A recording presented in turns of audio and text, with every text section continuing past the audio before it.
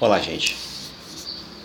Bom, nesse vídeo eu quero fazer mais um exemplo agora sobre o cálculo de comprimento de arco. Bom, então vamos definir aqui um exemplo. Encontre o comprimento de arco gerado pela imagem da função f, onde f é uma função vetorial de uma variável real definida no intervalo de 0 a 2π, que vai em R3, e a expressão da f é dada por f de t igual a, então, um vetor de 3 componentes, 3 cosseno t, t e também 3 seno t.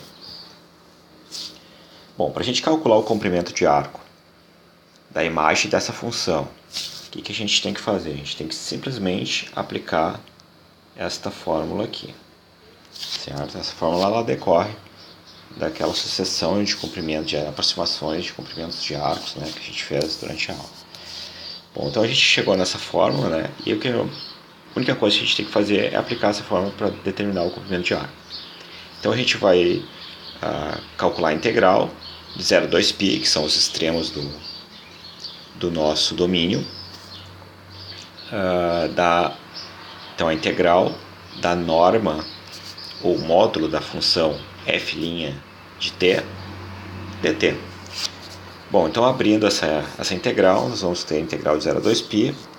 Então aqui a gente vai ter dentro da raiz quadrada a primeira componente derivada e depois elevado ao quadrado.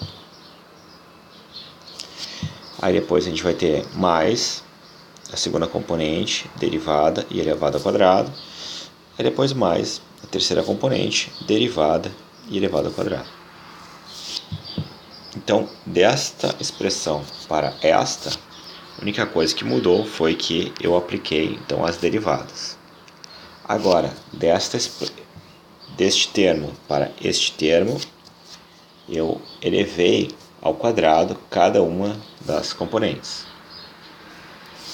E agora, neste próximo termo, o que eu fiz foi colocar em evidência essa constante 9, que multiplica tanto o seno ao quadrado quanto o cosseno ao quadrado. Eu faço isso porque a gente já sabe que cosseno ao quadrado de t mais seno ao quadrado de t é igual a 1. Bom, então vai me restar uma integral de 0 a 2π da raiz quadrada de 10 dt.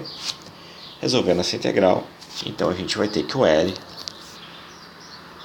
vale 2π raiz quadrada de 10. Bom, o que nós acabamos de fazer foi calcular um comprimento de arco da imagem da função f. A função f, definida desta forma aqui, ela tem como imagem, né, aqui eu faço o esboço da imagem da função f, e ela tem então só esse pedacinho aqui da hélice, certo? Se esse domínio, se o nosso domínio aqui fosse de zero a infinito, então a gente teria uma hélice aqui com todos esses pedaços, digamos assim. Mas nós definimos apenas de 0 a 2π. Então, aqui na hélice, eu vou pegar simplesmente este pedacinho aqui. Ok? Então, o que nós acabamos de fazer foi calcular o comprimento deste pedacinho aqui da hélice. A hélice, lembrando que a hélice é a imagem da função f de t. Bom, para a gente conseguir visualizar melhor esta imagem aqui, eu fiz este desenho utilizando GeoGebra. Observem que aqui eu tenho exatamente a minha curva, 3 cosseno t, t, 3 seno t. E inclusive está certinho aqui a variação, o t variando de 0 a 2π. Então este aqui é a imagem da função f, ok? E o que nós calculamos foi exatamente o comprimento deste arco, o comprimento da imagem da f, que é este pedacinho de hélice aqui. Tá legal, pessoal? Até a próxima!